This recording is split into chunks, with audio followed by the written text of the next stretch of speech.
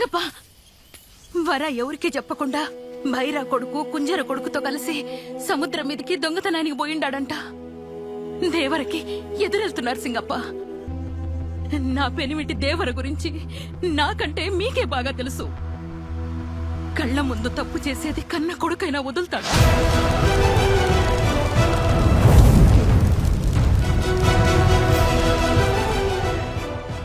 నీ పెనిమిటి అందరిని వదిలిపెట్టి ఎప్పుడో పోయినాడు తల్లి. దేవరా మనల్ని ఇడిసిపెట్టి ఎప్పుడో చనిపోయినాడు.